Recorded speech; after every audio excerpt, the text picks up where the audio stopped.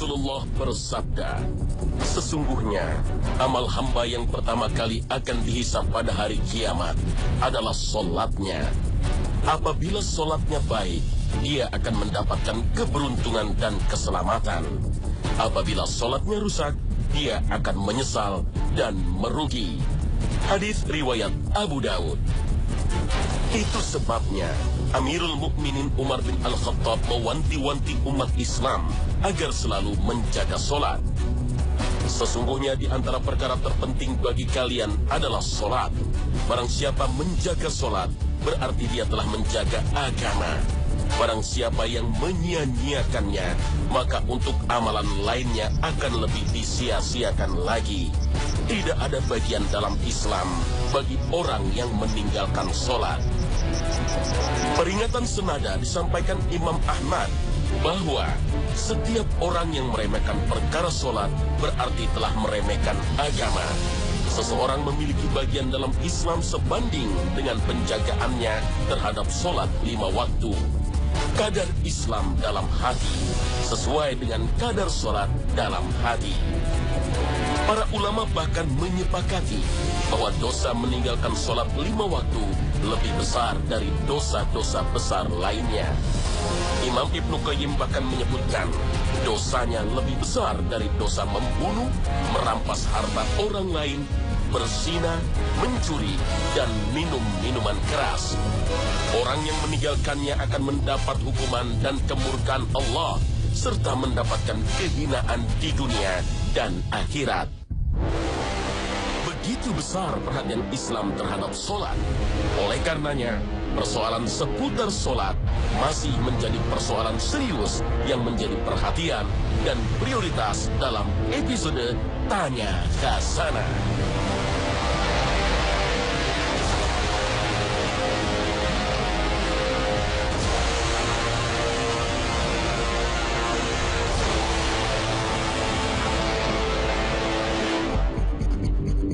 Membaca Al-Fatihah adalah salah satu rukun solat.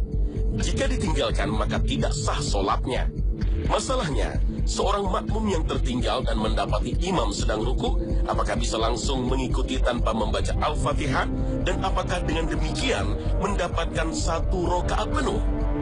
Lalu apabila dalam tiap rakaat makmum kalah cepat dengan imam perihal membaca Fatihahnya, sehingga imam sudah ruku tetapi si makmum belum selesai berfatihah, apa yang mesti dilakukan si makmum? Umumnya, ulama mengatakan, asalkan seorang makmum bisa ikut rukuk bersama imam, dia sudah mendapatkan 1 rakaat, meskipun tidak membaca surat Al-Fatihah, sebagaimana sabda Rasulullah Sallallahu Alaihi Wasallam. Apabila kamu datang ke masjid untuk sholat berjamaah, sedangkan kami dalam keadaan sujud, maka sujudlah. Namun janganlah kamu menghitungnya sebagai 1 rakaat. Barang siapa yang mendapatkan rukuk bersama imam, maka ia mendapatkan sholat, mendapatkan 1 rakaat tersebut. Sahih Jami'us Shaghir nomor 468. Hadis ini secara tegas menyebutkan bahwa seorang makmum dianggap telah mendapatkan 1 rakaat asalkan sempat rukuk bersama imam. Lalu bagaimana dengan bacaan Al-Fatihahnya? Bukankah membaca Al-Fatihah hukumnya wajib dalam sholat? Makmum yang sempat ikut rukuk saja dengan imam berarti tidak sempat membaca surat Al-Fatihah. Sementara ada hadis yang menyebutkan bahwa tidak sah sholat seseorang bila tidak membaca surat Al-Fatihah, termasuk juga oleh makmum di belakang imam. Rasulullah Sallallahu Alaihi Wasallam bersabda, tidak sah sholat orang yang tidak membaca Ummul Quran, Al-Fatihah. Hadis riwayat Muslim. Hadis ini memang secara tegas menyebutkan bahwa baca surat Al-Fatihah merupakan rukun sholat. Bila tidak dibaca, maka sholat itu menjadi tidak sah. Namun ada hadis lain yang menjelaskan bahwa bacaan imam sudah cukup bagi makmum, sehingga ketika makmum tidak membaca Al-Fatihah, hukumnya sudah sah. Sebagaimana sabda Rasulullah Sallallahu Alaihi Wasallam, barang siapa yang mempunyai imam, maka bacaan imam menjadi bacaannya juga. Hadis riwayat Ahmad. Dengan demikian, kedua hadis yang tampak bertolak belakang ini, jika dipertemukan, bisa disimpulkan bahwa imam atau seorang yang sholat sendirian wajib membaca Al-Fatihah, sedangkan makmum tidak perlu membacanya, karena bacaan imam sudah menjadi bacaan bagi makmum.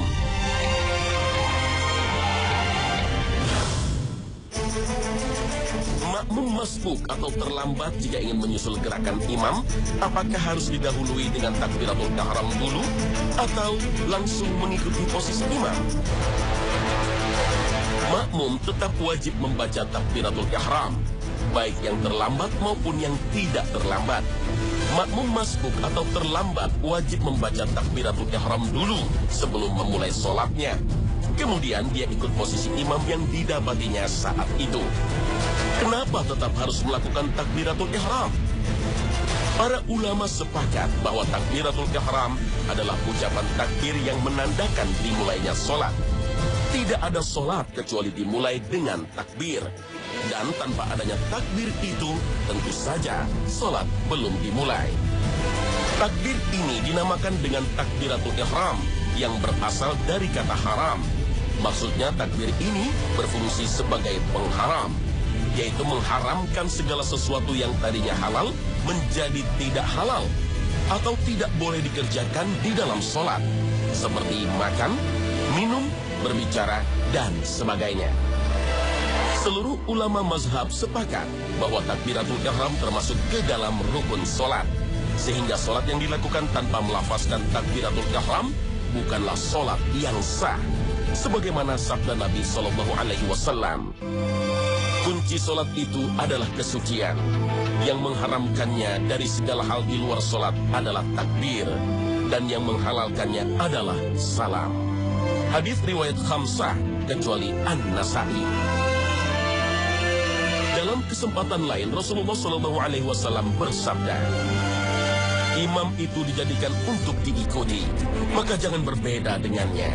Bila dia bertakbir, maka bertakbirlah. Hadis riwayat muttafaq alaih. Maka takbiratul ihram mutlak wajib dibaca ketika sholat, yaitu saat memulai sholat, baik seseorang sholat sendirian ataupun berjamaah menjadi imam atau makmum. Mau tidak mau mutlak wajib membaca takbiratul ihram.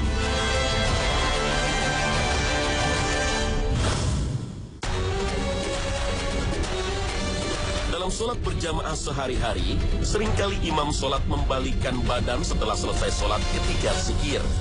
Terkadang berputar 90 derajat, tapi kadang ada juga yang berputar 180 derajat menghadap kepada makmum.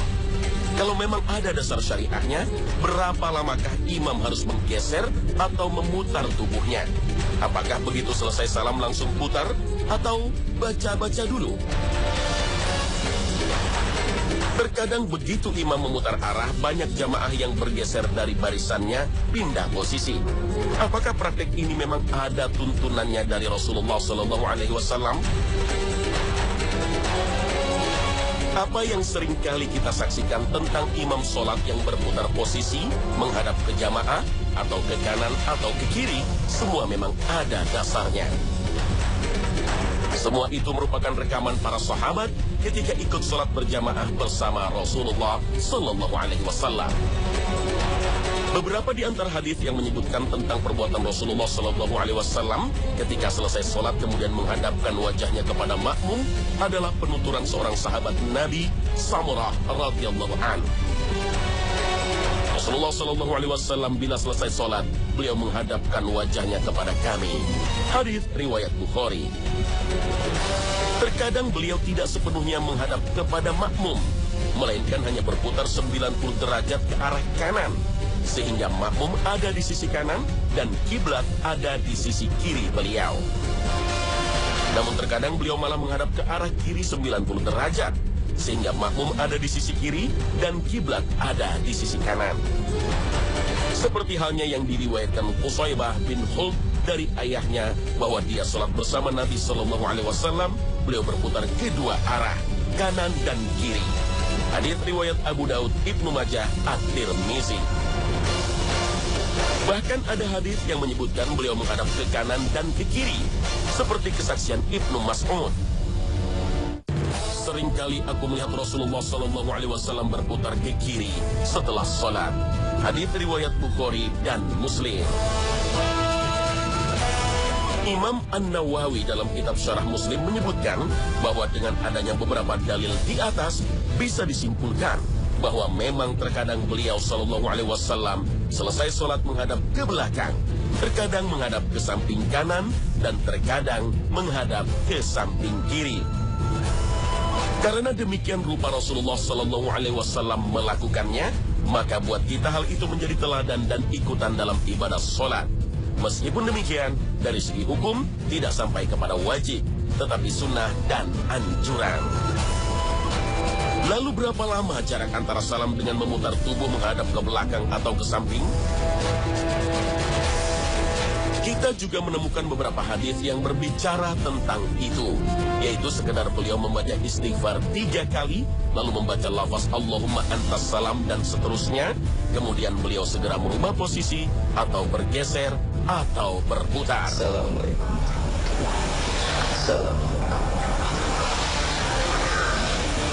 Astagfirullahaladzim, astagfirullahaladzim, astagfirullahaladzim.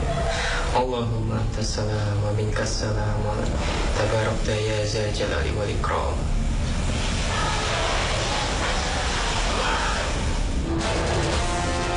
Dari Sauban bahwa Rasulullah SAW bila selesai dari sholatnya, beliau beristighfar 3 kali, kemudian mengucapkan Allahumma antas salam. Hadits riwayat Muslim. Dari Aisyah radhiyallahu an berkata bahwa Rasulullah SAW bila salam dari sholat tidak duduk kecuali sekedar membaca Allahumma antas salam wa minkas salam tabarakta ya zal jalali wal ikram. Hadits riwayat Muslim. Beberapa ulama mencoba menuliskan sisi lain dari apa yang beliau SAW lakukan. Di antaranya adalah apa yang ditulis oleh Ibnu Qudamah. Beliau mengatakan bahwa berubahnya arah duduk imam adalah untuk memastikan telah selesainya sholat itu bagi imam. Artinya, agar makmum bisa memastikan bahwa imam telah benar-benar selesai dari sholatnya. Sebab dengan mengubah arah duduk, imam akan meninggalkan arah kiblat dan hal itu jelas akan membatalkan sholatnya. Ulama lain menyebutkan bahwa dengan menggeser arah duduk ke belakang atau ke samping, berarti imam sudah yakin 100% bahwa rangkaian sholatnya sudah selesai seluruhnya dan terputus. Tidak sah lagi bila tiba-tiba teringat mau sujud sahwi atau kurang 1 rakaat. Apa yang kita perhatikan bahwa para makmum berpindah duduk setelah imam mengubah posisi, sesungguhnya berangkat dari sebuah hadis yang melarang makmum bergeser sebelum imam berubah posisi. Dari Anas radhiyallahu an berkata bahwa suatu hari Rasulullah SAW mengimami kami. Ketika selesai sholat, beliau menghadapkan wajah kepada kami dan bersabda, "Wahai manusia, aku adalah imam kalian. Janganlah kalian mendahului aku dalam ruku, sujud, berdiri, atau berpindah." Hadis riwayat Muslim. Berdasarkan hadis ini, Imam Ibnu Taimiyah menegaskan, hendaknya makmum tidak berdiri pergi meninggalkan tempat sholat, kecuali setelah imam berpindah atau menggeser arah duduknya dari arah kiblat.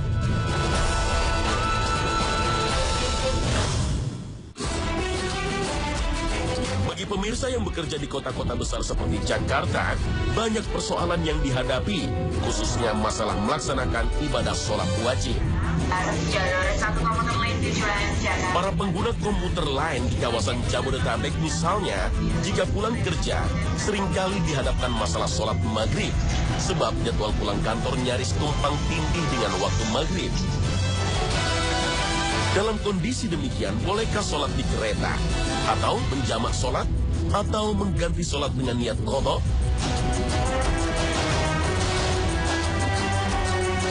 Kereta komuter ini adalah angkutan massal perkotaan yang bersifat harian. Tiap pagi mengangkut penumpang dari pinggiran kota ke tengah kota dan sore hari sebaliknya.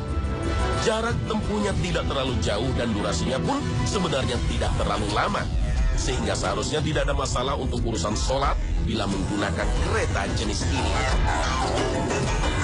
Sudah bukan rahasia lagi bahwa pada jam-jam pulang kerja, isi kereta penuh sesak padat dan satu penumpang dengan yang lainnya saling mengunci sehingga tidak bisa bergerak. Mau sholat maghrib di mana? Bernafas saja terasa susah. Sementara waktu maghrib sangat terbatas, kurang lebih hanya 1 jam saja. Kalau sholat yang lain seperti zuhur, asar, dan isya punya durasi yang lebih panjang, jadi nyaris tidak ada masalah. Menghadapi masalah yang demikian ini, banyak pengguna kereta komuter lain. Ada yang tidak sholat lalu mengganti di rumah dengan niat qadha dengan alasan kondisi darurat. Maka setiap hari saat pulang kantor tidak pernah sholat maghrib pada waktunya. Sholat maghribnya setelah tiba di rumah, yang sebenarnya sudah masuk waktu isya. Dan ini terjadi setiap hari, setidaknya 5 hari dalam seminggu selama hari kerja. Oleh karena itu, ada penumpang yang menjamak takhir setelah tiba di rumah. Ada yang sholat sambil gelayutan di kereta. Dengan dalih, sholat itu bisa dilakukan dengan cara apapun. Yang penting niatnya mau sholat. Lalu mana yang benar? Bagi yang mengganti sholatnya di rumah dengan niat qadha dengan alasan darurat, tindakan ini tidak benar. Karena kondisi darurat seharusnya tidak boleh terjadi setiap hari. Gambaran darurat yang masuk akal adalah bila seseorang belum pernah naik kereta api dan tidak tahu bahwa dirinya bakal tidak bisa mengerjakan sholat maghrib pada waktunya. Dan ternyata benar, sejak masuk ke kereta hingga turun, waktu maghrib telah lewat. Semua ini tidak direncanakan dan tidak direkayasa. Terjadi begitu saja karena ketidaktahuan atau misalnya terjadi kecelakaan. Maka kita masih bisa memandang wajar bila tidak sholat dengan alasan darurat dan diganti dengan sholat qadha. Tetapi kalau hal seperti itu sudah direkayasa bahkan terjadi setiap hari, rasanya tidak masuk akal kalau masih saja beralasan darurat. Seharusnya kita bisa lebih cerdas untuk melakukan antisipasi agar bisa mengerjakan sholat pada waktunya. Sementara orang yang menjamak takhir sholatnya juga tidak bisa dipertanggungjawabkan. Karena menjamak sholat atau mengumpulkan sholat diperuntukkan bagi musafir. Jika hanya mengendarai kereta komuter lain, tidak mencukupi syarat sebagai seorang musafir. Padahal semua mazhab yang 4 menggunakan standar jarak minimal untuk seseorang bisa disebut sebagai musafir. Minimal berjarak 4 burud, yaitu sama dengan perjalanan 2 hari. 4 burud sama dengan sekitar 90 km. Memang benar, selain sebab sebagai musafir, kita dibolehkan untuk menjamak sholat dengan sebab lain. Misalnya karena sakit, haji, dan hujan. Dan benar pula ada hadis yang menyebutkan bahwa Rasulullah SAW pernah sholat di Madinah dengan jamak. Padahal tidak ada hujan dan juga bukan karena safar. Sebagaimana hadis riwayat Ibnu Abbas bahwa Rasulullah SAW menjamak zuhur, asar, maghrib, dan isya di Madinah meski tidak dalam keadaan takut maupun hujan. Hadis riwayat Muslim. Namun bukan berarti Rasulullah SAW selalu menjamak sholat setiap harinya, tetapi hanya sekali saja. Maka orang yang setiap hari pulang kerja selalu menjamak sholat tidaklah boleh. Sementara kebiasaan sholat wajib dengan bergelayutan di kereta komuter lain dengan dalih sholat bisa dilakukan dalam kondisi apapun tidak pernah dicontohkan oleh Rasulullah SAW. Maka tindakan paling tepat adalah mensiasati waktu sholat. Prinsip pertama, menghindari benturan jadwal kereta dengan jadwal sholat maghrib. Kalau masih memungkinkan untuk melakukan sholat maghrib terlebih dahulu, tentu hal itu lebih baik. Walaupun sholatnya di stasiun kereta dengan alas seadanya, yang penting tidak najis.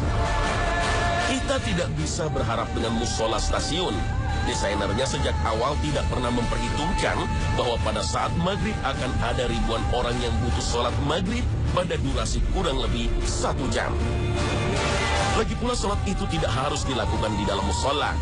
Sholat bisa dilakukan di mana saja, di atas lantai, trotoar, kolong tangga, dan sebagainya. Justru pada titik inilah iman kita diuji dan nyali kualitas keislaman kita ditantang. Berani apa tidak sholat di tempat publik?